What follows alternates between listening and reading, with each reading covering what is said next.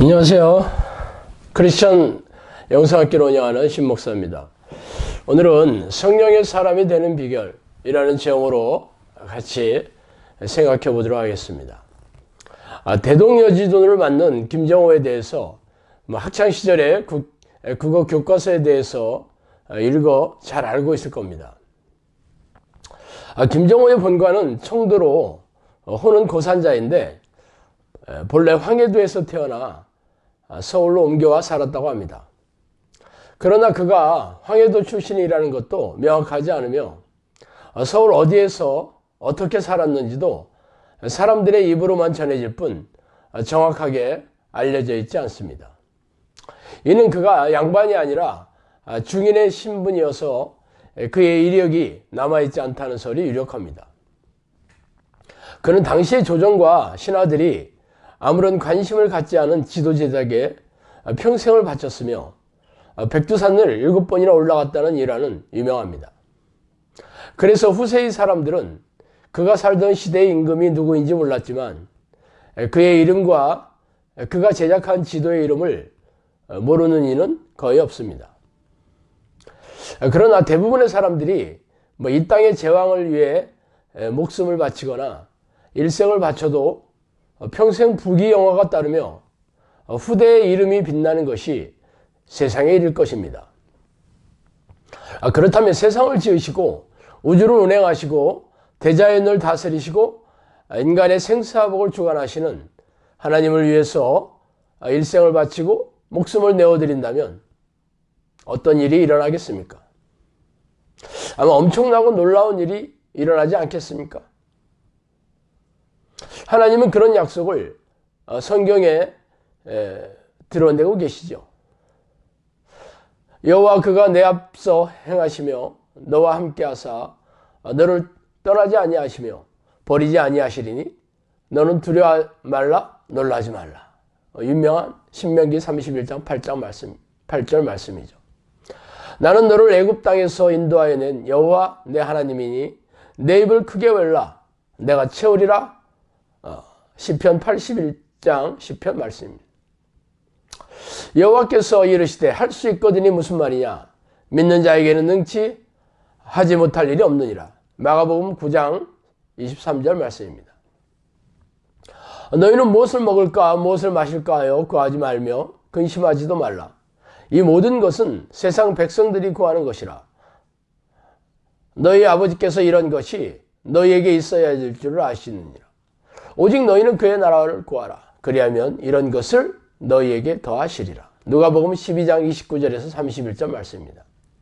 하나 더 말씀드리면 사랑하는 자여 내 영혼이 잘된 같이 내가 범사가 잘되고 강건하기를 내가 간구하노라.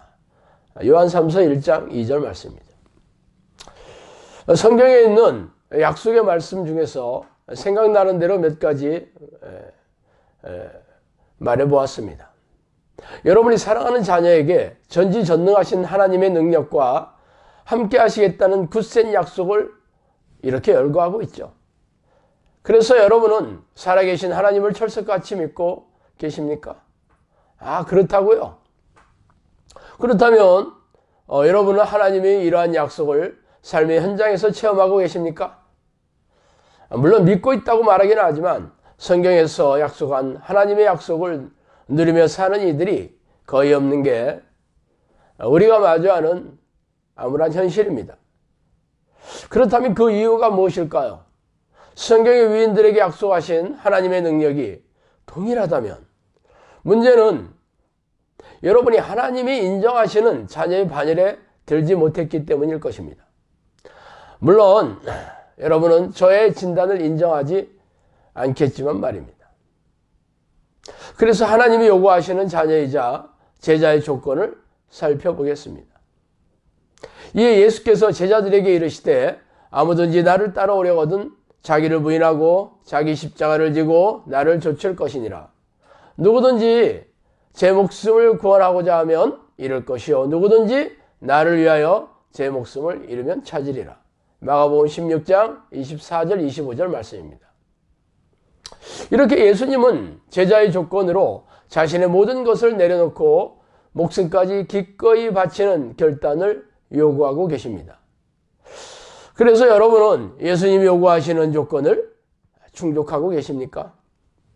여러분이 말하고자 하는 신앙의 행위는 영적 기도와 주일 성수, 11조와 각종 희생적인 교회 봉사를 말하는 그러한 신앙 행위들을 열거하고 싶을 겁니다. 그러나 그런 예배 의식과 신앙 행위들이 제자의 조건으로 성경에 언급된 적이 없습니다. 그래서 언젠가 성령께서 저에게 지켜보시겠다고 말한 5가지 조건을 오늘 여러분에게 말씀드리겠습니다. 가장 먼저 쉬지 않는 기도를 하는지 지켜보겠다고 말씀하셨습니다. 성령께서는 처음 목록으로 하신 항목이 바로 쉬지 않는 기도를 하는지를 대한 여부였습니다. 우리네 크리스천 중에서 이 항목에 합격한 사람들이 별로 없을 것입니다. 쉬지 않는 기도를 가르치는 교회도 없고 개인적으로 이런 기도 방식을 삶에 적용하려고 하는 이들도 없기 때문입니다. 그러나 쉬지 않고 기도하는 것은 성경에 기록한 하나님의 뜻이고 예수님도 깨어서 항상 기도하라고 하셨으며 사무엘은 기도를 쉬는 게 죄라고까지 말씀하셨습니다. 그러나 아쉽게도 쉬지 않고 기도하는 하나님의 명령을 이행하는 크리스천들은 거의 볼 수 없는 게 우리가 마주한 차가운 현실입니다. 그렇다면 쉬지 않고 기도하는 것은 구체적으로 어떻게 기도하는 것일까요? 이 역시 성령께서 말씀해 주신 것을 옮겨드리겠습니다. 아침 저녁으로 하고 시간 나는 대로 틈날 때 나를 찾으라고 하여라.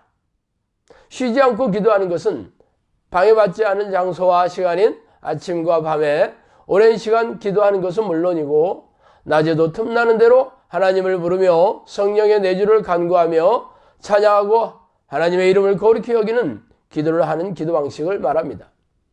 이렇게 기도하지 않은 사람들은 첫 번째 항목부터 부족함을 보이는 것입니다. 두 번째는 믿음을 보이는지 지켜보시겠다라고 말씀하셨습니다. 믿음은 하나님이 주시는 선물입니다.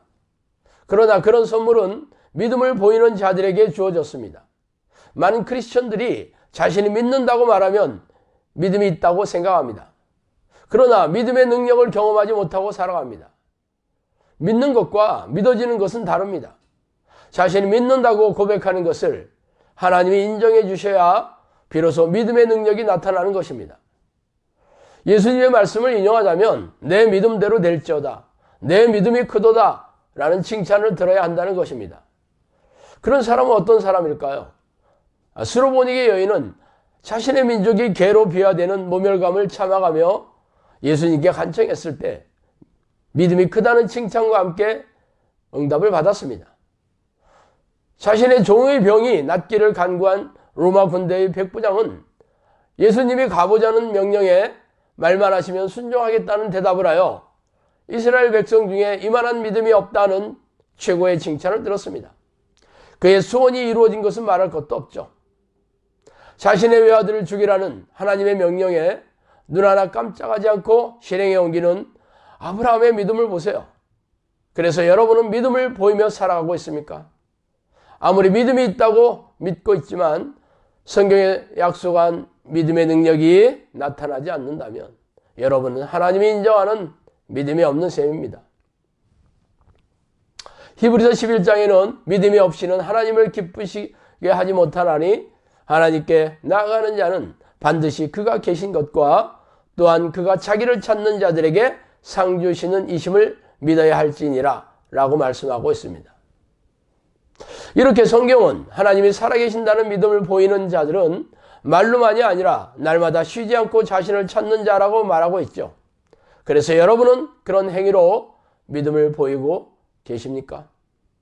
자, 세 번째, 성령께서는 시험을 이기는지 지켜보시겠다라고 말씀하셨습니다.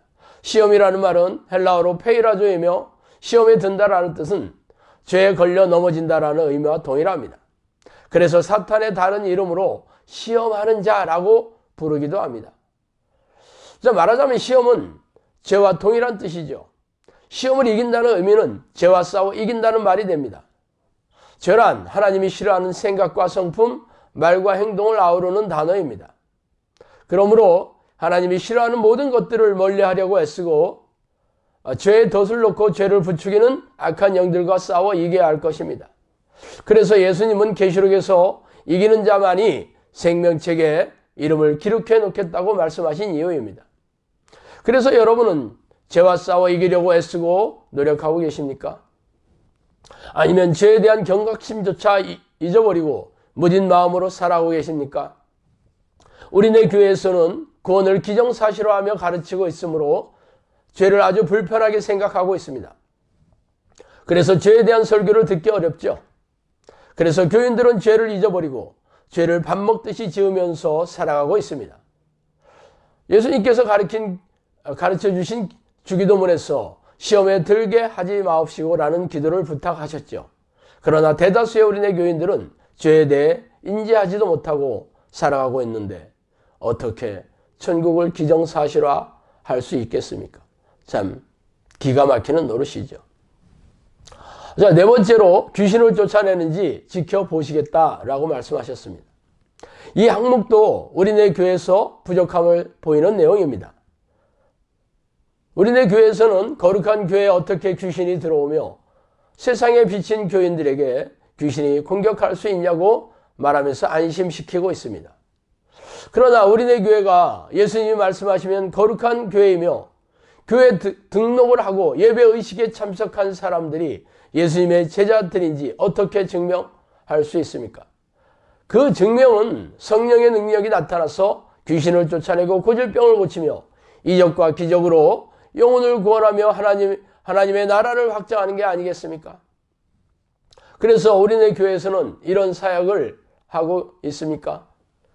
귀신 들린 사람을 교회에 데리고 오면 손사래를 치면서 교회 문을 닫아 걸고 정신질환자들에게 정신병원을 친절하게 소개해주는 무능하고 무기력한 우리네 교회가 성경에서 말하는 교회의 모습입니까? 예수님과 사도들은 귀신을 쫓아내고 귀신들의 공격으로 고질병에 걸린 사람들을 회복시켜주면서 전국 복음을 전파하였습니다. 예수님께서 사도 바울에게 말씀하신 구원사역의 내용은 사탄의 권세에서 하나님의 나라로, 어둠의 권세에서 빛의 나라로 데리고 오는 것이라고 말씀하셨습니다. 그러나 귀신의 정체를 알지도 못하고 그들의 공격에 속수무책으로 당하고 있으면서 귀신들을 내쫓는 성령의 능력을 구하지도 않는 사람들이 어떻게 예수님의 제자가 될 수 있겠습니까? 이러한 관점에서 보면 거의 대부분의 우리네 크리스천들이 천국에 들어갈 확률이 별로 없죠. 성령께서는 귀신을 쫓아내는 능력을 통해서 성령으로 거듭난 성령의 사람임을 확인하시겠다고 말씀하셨기 때문입니다. 다섯 번째는 죄를 고백하고 회개하는지 지켜보겠다라고 말씀하셨습니다. 성경은 의인은 없으며 죄다 죄인이고 모든 사람들이 죄를 범하였기 때문에 하나님의 영광에 이르지 못한다고 선포하고 있습니다. 그래서 하나님께서 아무 죄도 없으신 예수 그리스도를 이 땅에 보내어 우리의 죄를 대신해서 십자가에 죽게 하심으로 구원의 통로를 마련해 놓으셨습니다. 죄 때문에 가로막힌 하나님과의 관계를 예수 그리스도의 보혈의 공로를 의지해서 그 이름을 믿는 자마다 죄를 용서해 주시겠다고 약속하셨기 때문입니다. 그래서 여러분은 예수 그리스도를 믿고 십자가의 보혈의 공로를 의지하는 영적 기도를 하고 교회에 나오셨을 것입니다. 그래서 여러분의 죄는 말끔하게 씻어졌습니까? 그럴 것이죠. 그러나 문제는 여러분의 죄를 회개한 뒤에도 계속해서 밥 먹듯이 죄를 짓고 있다는 사실입니다. 그래서 날마다 죄를 고백하고 회개하며 살아야 되겠죠. 이 죄를 깨닫게 해주시는 분이 바로 성령님이십니다. 그러나 성령이 내주하지 않으신다면 죄를 깨닫지도 못하고 회개할 능력도 없습니다. 그래서 교회에 다니다가 지옥에 던져지는 운명이 되는 것이죠. 하나님은 죄를 미워하시며 죄인을 가까이 하실 수 없는 분이십니다. 그래서 날마다 죄를 회개하여 예수 그리스도의 보혈에 옷을 깨끗이 씻어 희고 고운 세마포를 입은 자들만이 천국에 입성하게 될 것입니다. 위 다섯 가지 사항을 지키는 자가 바로 하나님께 목숨을 바치고 일생을 바치는 사람들입니다. 그런 사람들이 성경이 언급한 하나님의 약속의 수혜자인 셈이죠. 그러므로 여러분은 하나님께서 모든 것을 바친 종이자 제자임을 인정받으려면 위에 다섯 가지 사항을 날마다 지키는 자가 되어야 할 것입니다. 그래서 그런 사람이 되었다고 확신한다면 전지전능하신 하나님이 여러분을 앞장 세우고 일하시는 것을 지켜보시면 하면 될 것입니다. 오늘은 여기까지 하겠습니다. 감사합니다.